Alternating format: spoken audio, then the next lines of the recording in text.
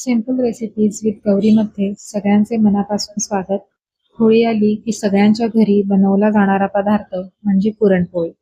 तर आज आपण खूप साऱ्या ट्रिक्स सोबत पुरणपोळी बघणार आहोत, जी छान अशी टम्म फुगली जाते आणि खूप सॉफ्ट होते. तर पटकन सुरुवात करूया रेसिपीला.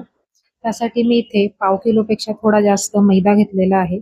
यामध्ये थोडीशी हळद आणि मी इथे मैद्यासाठी घेतलंय 4 चमचे तेल. पाव किलोपेक्षा जास्त थोडा मैदा आहे, त्यासाठी मी 4 चमचे तेल घेतलेलं आहे.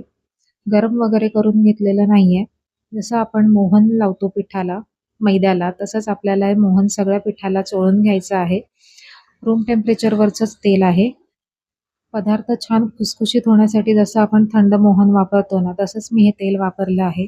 यामुळे पोळीला छान असे पापुद्रे येतात आणि खूप जास्त सॉफ्ट आणि अशी खुसखुशीत तयार होते.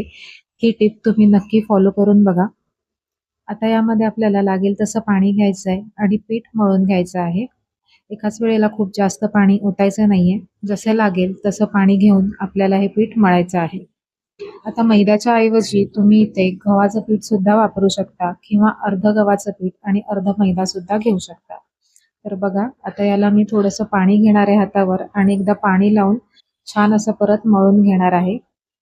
पीठ तिंबवणं ज्याला आपण म्हणतो ना, ते हे असंच असतं. तर एकदा पाणी लावून आणि एकदा तेलाचा हात लावून लावून असं हे पीठ छान सॉफ्ट आपल्याला मळून घ्यायचं आहे. खूप जास्त पातळ न करता जेवढं आपण पाणी घेतो ते पिठामध्ये व्यवस्थित शोषलं गेलं पाहिजे, एवढंच पाणी आपल्याला वापरायचं आहे.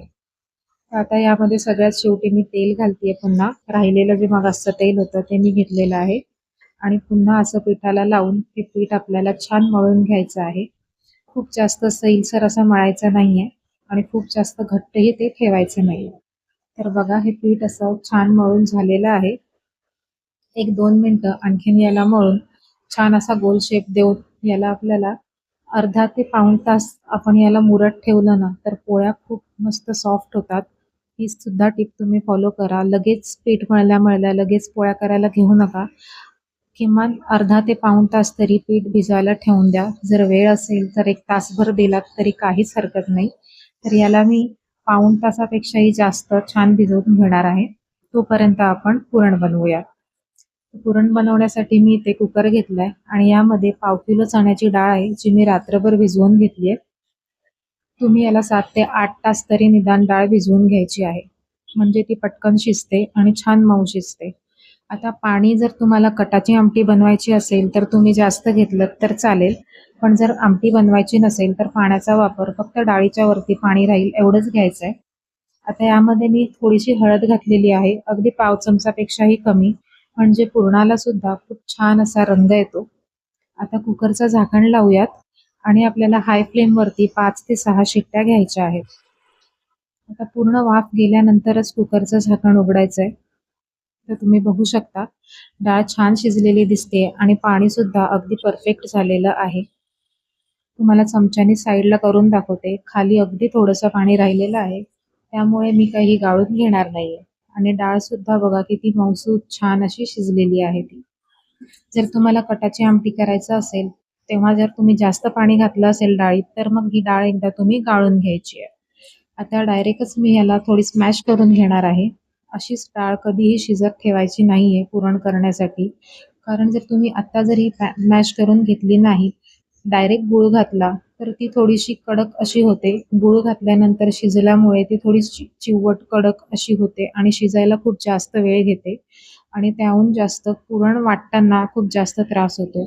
त्यामुळे शिजल्या-शिजल्या डाळ आधी आपल्याला अशी छान मॅश करून घ्यायची आहे. जर अगदी स्मॅशर नसेल तर तुम्ही रवीने किंवा जे आपलं विस्कर असतं त्याने घोटून घेतलीत तरी सुद्धा चालेल. तर पाव किलो डाळीसाठी मी इथे पाव किलो गूळ घेतलेला आहे. तुम्ही अर्धा गूळ आणि अर्धी साखर सुद्धा वापरू शकता. गूळ सुद्धा आपल्याला असाच यामध्ये मिक्स करून घ्यायचा आहे. चिरून घेतलेला हा गूळ आहे, त्यामुळे याला विरघळायला जास्त वेळ लागत नाही आणि शिवाय डाळ सुद्धा गरम आहे. त्यामुळे गूळ सुद्धा अगदी पटकन यामध्ये विरघळला जातो आणि तेवढंच लवकर आपलं पुरण सुद्धा होतं मग. तर बघा, गुळाला सुद्धा मी यामध्ये छान असं मॅश करून घेणार आहे. आता हे पूर्णपणे झालेलं आहे सगळं मिक्स करून. तुम्ही बघू शकताय अजिबात डाळीचा किंवा गुळाचा खडा दिसत नाहीये. याला आता आपण ठेवणार आहोत गॅसवरती आणि गॅसवरती सुद्धा आपल्याला सुरुवातीला अगदी 2 ते 3 मिनिटं हाय फ्लेमवर ठेवून नंतर मग हाय टू मीडियम फ्लेमवरती सतत ढवळायचं आहे आपल्याला हे पुरण. ज्या भांड्यात मी डाळ शिजवली आहे त्या कुकरमध्येच पुरण सुद्धा मी करायला घेतलं आहे. असं केल्याने भांडी सुद्धा जास्त पडत नाहीत. आता या स्टेजला ना ह्याच्यातलं पाणी खूप वरती उडायला लागतं. मग अशा वेळेला वरती एखादं जाळीचं झाकण ठेवायचं आहे आणि जेव्हा आपल्याला ती डाळ ढवळायची असेल तेव्हा गॅस एकदम स्लो करून मग आपल्याला ते चमच्याने ढवळायचं आहे आणि साईडला जे पुरण चिकटलं जातं ते सुकतं. जर तुम्ही काढलं नाहीत तर खूप भांडं खराब होतं. त्यामुळे साईडला जे पुरण लागतं ते सुद्धा आपल्याला चमच्याने काढून घ्यायचं आहे वेळोवेळी. तर बघा 15 ते 20 मिनिटानंतर आता पाणीचा जो अंश होता ह्याच्यात उडणारा तो सुकलेला आहे. त्यामुळे आता वरती डिश ठेवायची गरज नाहीये. पुरण अजून हे तयार झालेलं नाहीये कारण यामध्ये कालता तुम्ही बघू शकताय रवला तर तो घट्ट उभा राहत नाहीये. म्हणजे आणखीन एक 10 ते 15 मिनिटं याला शिजायला लागणार आहे. तर आणखीन एक 10 ते 12 मिनिटानंतर तुम्ही बघू शकता यामध्ये कालथा अगदी व्यवस्थित रोवला जातोय. आता सगळ्यात शेवटी यामध्ये मी वेलची पावडर घालणार आहे आणि जायफळ घेतलं आहे ते सुद्धा आपण किसून घेणार आहोत. जायफळ घातल्यामुळे चण्याची डाळ बाधत नाही. तुम्हाला जर सुंठ पावडर घालायची असेल तर तुम्ही ती सुद्धा घालू शकता. आता वेलची पावडर आणि जायफळ घातल्यानंतर हे पुरण एकदा छान मिक्स करून घेऊयात. एक 2 मिनिटं मी आणखीन हे छान असं मिक्स करून घेतलेलं आहे आणि आता ह्याहून जास्त याला शिजवायची आपल्याला काही गरज नाहीये. तर गॅस मी आता इकडे बंद करून घेणार आहे आणि हे पुरण आपण थोडंसं कोमट करून घेऊयात. इथे मी पुरणाची जाळी घेतलेली आहे. तुम्ही पुरण यंत्रामधून पुरण काढलं तरी सुद्धा चालणार आहे. पण गरम गरमच पुरण जर तुम्ही वाटलत ना तर ते अगदी पटकन सहजपणे बारीक होतं. तर बघा इथे मी एक छोटा ग्लास घेतलेला आहे. त्यानेच आपल्याला हे जोर देऊन असं या जाळीवरून पुरण आपल्याला वाटून घ्यायचंय. आता हा ग्लास छोटा असल्यामुळे ना हाताला ही वाफ लागते. पुरण गरम असल्यामुळे ती वाफ पूर्ण हातावरती येते. त्यामुळे हा पेला मी बदलून एक मोठा ग्लास घेतलाय. म्हणजे आपला हात वरच्या साईडला राहतो आणि वाफ सुद्धा लागत नाही हाताला. त्यामुळे जर जाळीवर पुरण वाटणार असाल तर थोडासा उंच असा पेला घ्या जेणेकरून हात भाजणार नाही. कारण वाफ गरम डाळ अगदी असल्यामुळे वाफ पूर्ण हातावर येते. तर बघा हे पुरण आपलं छान असं बारीक झालेलं आहे. तुम्ही बघू शकताय किती छान व्यवस्थित पुरण वाटलं गेलंय कारण आपण अगदी गरम गरम ते वाटायला घेतलेलं आहे म्हणून. तर अशाच प्रकारे आता बाकीचं पुरण सुद्धा मी वाटून घेते. तर बघा किती मऊसूद असं हे छान पुरण वाटलं गेलेलं आहे ते. आता हे पुरण बाजूला ठेवूया आणि आपण जो मैदा भिजवला होता तो पुन्हा थोडा मळून घ्यायचा आहे. तर मैदा मी मळून घेतला 1-2 मिनिटं आणि एक त्याचा उंडा करून घेतलाय. तर बघा जेवढा मैद्याचा गोळा आहे त्याच्याहून दुप्पट इथे मी पुरणाचा गोळा घेतलेला आहे. आता हा मैद्याचा गोळा आहे त्याला मी थोडासा सुका मैदा लावलाय आणि हातानेच जशी आपण मोदकासाठी पारी करतो तशी हातानेच आपल्याला गोल पारी करून घ्यायची आहे. आता यामध्ये आपल्याला ठेवायचा आहे हा पुरणाचा गोळा आणि हा तसा उलटा पकडून जो मैदा आहे तो आपल्याला वरच्या बाजूला सरकवायचा आहे. अशा पद्धतीने इझिली वरती सरकतो मैदा असल्यामुळे त्याला खूप जास्त त्रास काही होत नाही आणि पुरण आपल्याला खालच्या बाजूने ढकलायचं आहे. तर बघा असं हा आपल्याला छान सगळीकडे एकसारखं पुरण करून या मैद्याचा जसा आपण मोदक वळायला घेतो ना तसंच याचा सुद्धा आपल्याला तोंड बंद करून घ्यायचं आहे आणि वरती जर काही जास्त एक्स्ट्राचा मैदा राहिला असेल तर तो तुम्ही काढून घेऊ शकता. जर थोडाच असेल तर तो असा वरच्या वरच आपल्याला दाबून घ्यायचा आहे आणि छान हातावरती पुन्हा गोल उंडा फिरवून घ्यायचा आहे. थोडासा हातानेच त्याला आपण आधी प्रेस करूयात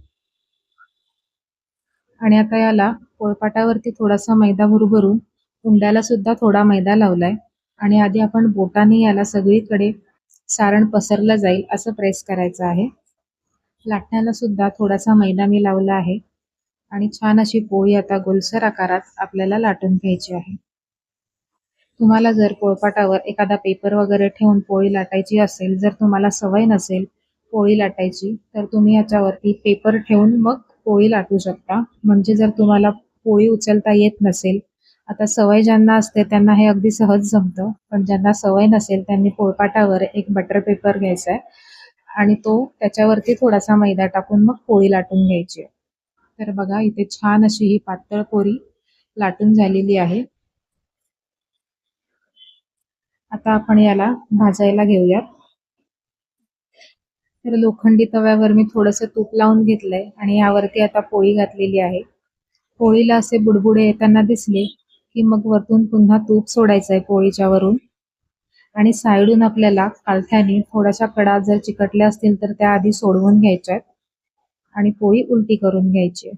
बघा उलटी केल्या केल्याच लगेचच किती छान अशी फुगून वर आली आहे ती. गॅसची फ्लेम आपल्याला हाय टू मीडियम ठेवायची आहे. वरतून छान असं तूप सोडूया आणि पोळीला आपल्याला साईडने सुद्धा थोडंसं तूप सोडायचं आहे. कालथ्याच्या साहाय्याने साईडने असं थोडंसं प्रेस करत करत जिथे काठ असतात तिकडे शेकण्यासाठी थोडासा कालथा लावून आपल्याला दाब द्यायचा आहे. आणि पुन्हा मी पोळी अगदी सहज बघा उलटलेली आहे. अजिबात कुठे फाटलेली वगैरे नाहीये. पुन्हा थोडंसं मी तूप वरतून सोडणार आहे आणि थोडं साईडून सोडणार आहे. अशा पद्धतीने ही खरपूस अशी आपली पोळी छान भाजून तयार झालेली आहे. मी किती वेळा त्याला कालथा लावलाय तुम्ही बघितलं असेल, अजिबात फाटत नाही आणि छान अशी टम्म फुगलेली पोळी आपली तयार होते. तर अशाच पद्धतीने मी बाकीच्या पोळ्या सुद्धा तयार करून घेते. तर बघा किती छान अशी खमंग खरपूस आपली पुरणाची पोळी तयार झालेली आहे. तर ज्या ट्रिक मी सांगितल्या आहेत पीठ मळण्यापासून ते अगदी पुरण भरण्यापर्यंतच्या, त्या सगळ्या ट्रिक फॉलो करून बघा तुम्ही. नक्कीच तुमच्या सुद्धा पोळ्या अशाच छान पापुद्रा सुटलेल्या सॉफ्ट तयार होतील. या होळीला या पद्धतीने अशा पोळ्या तुम्ही नक्की करून बघा. एक पोळी मी तुम्हाला तोडून सुद्धा दाखवते. बघा आतमधून किती छान असं पुरण भरलेलं आहे. वरचा जो आलेला लेयर आहे तो सुद्धा मी तुम्हाला काढून दाखवते, म्हणजे काठापर्यंत पुरण अगदी पसरलेलं आहे हे सुद्धा तुम्हाला कळेल. तर बघा अगदी कडेपर्यंत पुरण छान असं पसरलेलं आहे. अजिबात कुठेही मोकळी अशी पोळी तुम्हाला दिसत नाहीये. छान काठोकाठ पुरण पसरलेलं आहे. तर नक्की ट्राय करून बघा. आजची रेसिपी कशी वाटली हे कमेंट करून नक्की कळवा. आवडली असेल तर लाईक करा, शेअर करा आणि आपल्या चॅनलला सबस्क्राईब करा. धन्यवाद.